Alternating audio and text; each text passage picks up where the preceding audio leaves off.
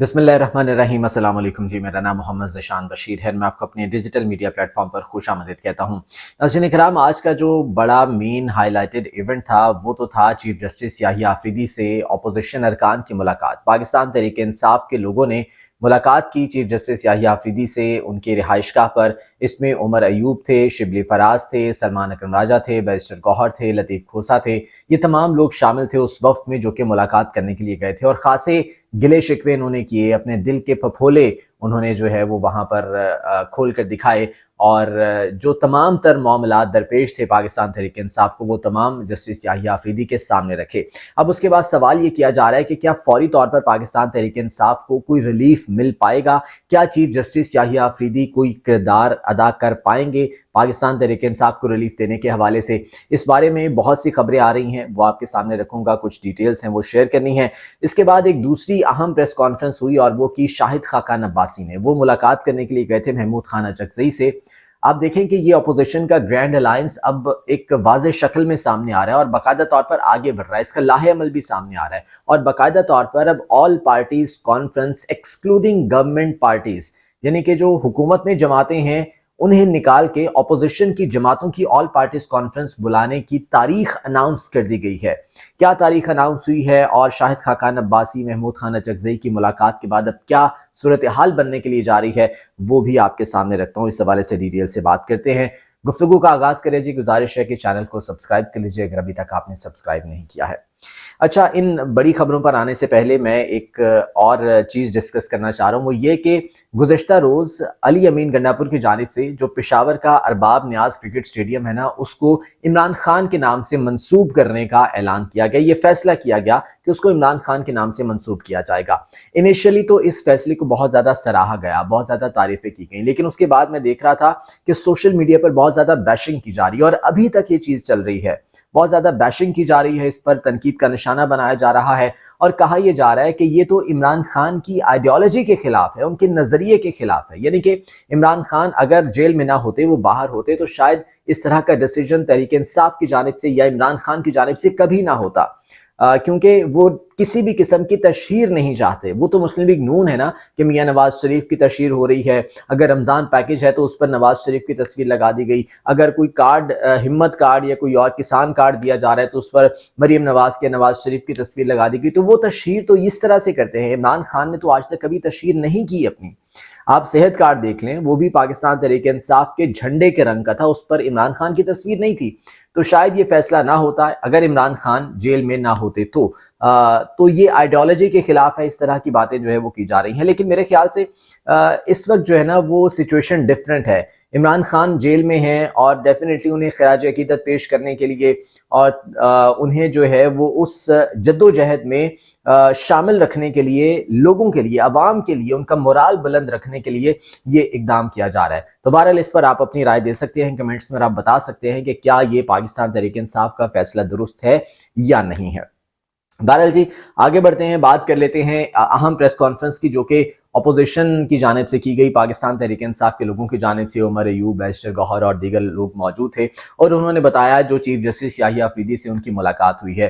तकरीबन सुबह 10:30 से 11 के बीच पहले एक मीटिंग हुई पख्तूनख्वा हाउस में इन तमाम लोगों की, अपोजिशन अरकान की, और इन्होंने तमाम चीज़ें अपने तौर पर फाइनलाइज की, डिस्कस की कि क्या मामला चीफ जस्टिस याहिया आफरीदी के सामने रखने हैं। और उसके बाद फिर ये वहाँ पर गए हैं मुलाकात करने के लिए और तकरीबन दोपहर 2 बजे तक ये मुलाकात जारी रही। इस मुलाकात में तमाम तहफ़्फ़ुज़ात, तमाम रिजर्वेशंस, तमाम शिकायत वो चीफ जस्टिस याहिया आफरीदी के गोश गुजार की गई।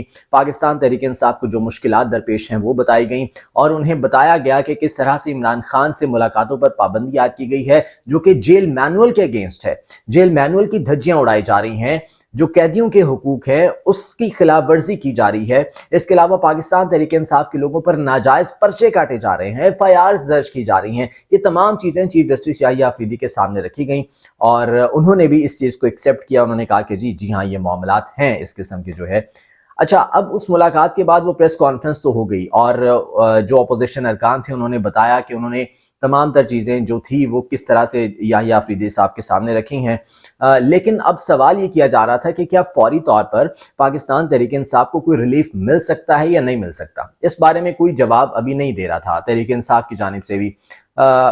کچھ ذرائع سے میں نے بات کرنے کی کوشش کی اور ان سے جو اندر کی خبر مل پائی ہے وہ یہ ہے کہ دیکھیں، چیف جسٹس یحییٰ آفریدی نے تمام باتیں سن تو لی ہیں۔ اچھا، ایک اس پر رائے یہ آ رہی ہے، کچھ لوگوں کا یہ خیال ہے، یہ خبر نہیں ہے، یہ میں لوگوں کی رائے آپ کو بتا رہا ہوں، تحریک انصاف کے لوگوں کی، کہ جو IMF کا وفد آیا تھا نا، اس نے چیف جسٹس سے ملاقات کی تھی اور اس کے بعد پھر چیف جسٹس نے جو ہے وہ شہباز شریف صاحب سے بھی ملاقات کی اور اپوزیشن ارکان سے بھی ملاقات کی۔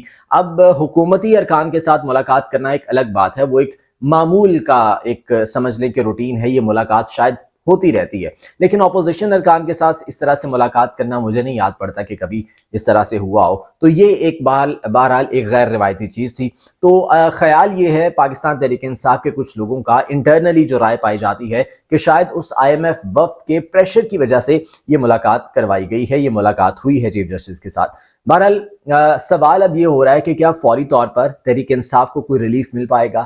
کیا چیف جسٹس یحییٰ آفریدی کوئی اپنے طور پر اقدام اٹھا پائیں گے کہ تحریک انصاف کو عدالتی محاذ پر یا جو عمران خان کو مشکلات درپیش ہیں اڈیالہ جیل میں، اس حوالے سے کوئی نوٹس لیں گے، کوئی حکم جاری کریں گے؟ کیا کوئی اپنا کردار ادا کر پائیں گے؟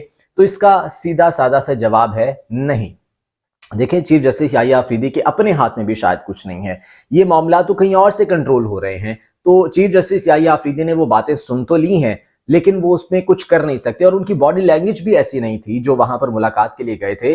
ان کی جانب سے یہ بتایا گیا، آف دا ریکارڈ یہ چیز بتائی گئی کہ چیف جسٹس کی باڈی لینگویج بھی کوئی ایسی نہیں تھی کہ وہ کوئی بہت زیادہ پر اعتماد ہوں کہ جی ہاں جی آپ کو ہم ریلیف دلوانے کی کوشش کریں گے یا آپ کے لیے کوئی ایسی چیز کریں گے کہ آپ کے ساتھ جو زیادتیاں ہو رہی ہیں ان کا خاتمہ ہو سکے۔ تو چیف جسٹس یحییٰ آفریدی اس سلسلے میں کچھ نہیں کر پائیں گے، اس کے لیے پاکستان تحریک انصاف کو از خود اپنی جنگ لڑنی پڑے گی، اور وہ لڑ رہی ہے، عدالتی محاذ پر لڑ رہی ہے، وہ سیاسی محاذ پر لڑ رہی ہے، اور تمام تر چیزیں چل رہی ہیں اور اسی طرح سے جو ہے وہ چلتی رہیں گی۔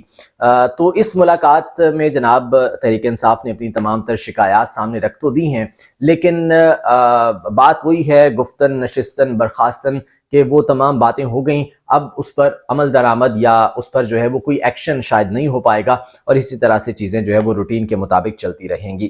اچھا، یہ تو ہو گئی پہلی پریس کانفرنس۔ اب دوسری پریس کانفرنس کی بات کر لیتے ہیں، جو کہ کی ہے شاہد خاقان عباسی صاحب نے۔ وہ ملاقات کے لیے گئے تھے محمود خان اچکزئی سے، انہوں نے وہاں پر ملاقات کی اور جو اپوزیشن کا گرینڈ الائنس ہے اس کو ایک واضح شکل اب دینے کی کوشش کی جا رہی ہے، اور اب باقاعدہ طور پر APC کی تاریخ کا اعلان بھی کر دیا گیا ہے۔ یہ آل پارٹیز کانفرنس ہوگی اپوزیشن کی جماعتوں کی، اس میں حکومتی جماعتیں شامل نہیں ہوں گی، جو حکومت میں شامل جماعتیں ہیں، اتحادی ہیں، وہ نہیں ہوں گی۔ اس کے علاوہ اپوزیشن کی جماعتیں ہوں گی، اس کے علاوہ لائرز کو وہاں پر بلایا جائے گا، اس کے علاوہ سول سوسائٹی کے لوگوں کو وہاں پر بلایا جائے گا، اس کے علاوہ صحافیوں کو وہاں پر بلایا جائے گا۔ آبویسلی صحافی بھی اس وقت متاثرین میں شامل ہے نا، کیونکہ پیکا ایکٹ کے بعد ان کی بھی زبان بندی کی جا رہی ہے، انہیں بھی بولنے سے روکا جا رہا ہے، انہیں بھی جو ہے وہ ایک قسم کی انہیں قید کر دیا گیا ہے۔ تو صحافی بھی متاثرین میں شامل ہو گئے ہیں، جس کے بعد صحافیوں کو بھی اب اس میں مدعو کیا جائے گا، باقاعدہ طور پر دعوت نامے جاری کیے جائیں گے۔ یہ اپوزیشن کی گرینڈ الائنس کی آل پارٹیز کانفرنس ہونے کے لیے جا رہی ہے جی 26 اور 27 فروری کو۔ جی ہاں، 26 اور 27 فروری کو یہ اپوزیشن کی آل پارٹیز کانفرنس ہوگی، جس میں باقاعدہ طور پر مستقبل کا لاہ عمل طے کیا جائے گا، اور عید کے بعد کس طرح سے تحریک کو آگے بڑھانا ہے، کس طرح سے آگے لے کر چلنا ہے، یہ اس میں فیصلہ کرنے کے بعد اس کا باقاعدہ طور پر اعلان کیا جائے گا 26 اور 27 فروری کو۔ اب اس کے بعد یہ جو شاہد خاقان عباسی اور محمود خان اچکزئی کی پریس کانفرنس تھی، اس میں یہ بھی بتایا گیا کہ جی سندھ کا بھی رخ کر رہے ہیں، جو سندھ کی سیاسی جماعتیں ہیں، انٹیریئر سندھ کی، اندرون سندھ کی، انہیں بھی اپنے ساتھ شامل کیا جائے گا، جس میں ایاز لطیف پلیجو ہیں، اس کے علاوہ پیر پگارا ہیں، اس کے علاوہ دیگر کئی جماعتیں ہیں وہاں پر۔ انٹیریئر سندھ کی سیاست میں جو اہم نام ہے انہیں بھی ساتھ شامل کیا جائے گا، وہاں پر جا کر بھی مختلف طبقہ فکر کے لوگوں سے ملاقات کی جائے گی، اور انہیں इस पेज पर, इस एक पेज पर लाया जाएगा जिसको जो है वो नेशनल एजेंडे का नाम दिया गया है। ये नेशनल एजेंडा जो तश्कील दिया जा रहा है इसमें सब कुछ शामिल किया जाएगा। तो ये अब अपोजिशन का ग्रैंड अलायंस जो है वो एक वाज़ेह शक्ल में सामने आना शुरू हो गया है। देखिए, आज से कुछ अर्सा पहले क्या कोई सोच सकता था कि मौलाना फजलुर रहमान भी इस ग्रैंड अलायंस का हिस्सा बन सकते हैं? लेकिन मौलाना फजलुर रहमान अब शामिल होने के लिए जा रहे हैं, उन्होंने हामी भर ली है, क्योंकि मौलाना फजलुर रहमान भी इफेक्टिव्स में अब शामिल होते हैं, वो भी जो है वो मुतासरीन में शामिल होते हैं। तो मौलाना फजलुर रहमान का ऑब्वियसली एक सियासी जो है वो वज़न है, वो जिस पलड़े में अपना वज़न डालते हैं ऑब्वियसली वहाँ पर वो उसका नज़र आता है, वो विजिबल होता है। तो मौलाना फजलुर रहमान अब ग्रैंड अपोजिशन अलायंस में शामिल होने की हामी भर चुके हैं, जिसके बाद डेफिनेटली चीज़ें बहुत ज़्यादा चेंज होती हुई आने वाले वक्त में नज़र आएंगी, जो कि हुकूमत के लिए परेशानी का बायस बन सकती हैं। तो इस हवाले से जो भी अपडेट्स होंगी जी वो आप तक पहुंचाता रहूँगा। जाते जाते एक इमरान खान से रिलेटेड खबर है कि जी जो अल-कादिर ट्रस्ट केस है उसकी जो उसके अगेंस्ट जो दरख्वास्त इमरान खान की जानिब से दी गई थी उस पर बाकायदा एतराज़ात लगाए जा रहे थे। वो समाअत के लिए मुकर्रर नहीं हो रही थी, लेकिन अब फाइनली अल-कादिर ट्रस्ट केस की वो जो दरख्वास्त है वो समाअत के लिए मुकर्रर कर दी गई है, उसको डायरी नंबर लग गया है। और इस हवाले से अब जब भी समाअत होगी तो उसमें डेफिनेटली नोटिसेस जारी होंगे और तमाम तर जो फॉर्मल तरीके से कार्रवाई है वो आगे बढ़ाई जाएगी। और इसके अलावा एक ख़बर ये है कि इमरान खान पर जो मुलाकातों पर पाबंदी आयद है उसके हवाले से भी जुनैद अकबर और दीगर लोगों की जानिब से बाकायदा तौर पर अब अदालत से रुजू कर लिया गया है और अदालत से अब जो है ये अहकामात लिए जाएंगे कि इमरान खान से मुलाकातों पर जो पाबंदी आयद की गई है उसको ख़त्म किया जाए। तो देखते हैं इस हवाले से कब समाअत होती है और अदालत इस हवाले से अब क्या अहकामात जारी करती है। आज की व्लॉग से मुझे इजाज़त दीजिए। अल्लाह निगहबान।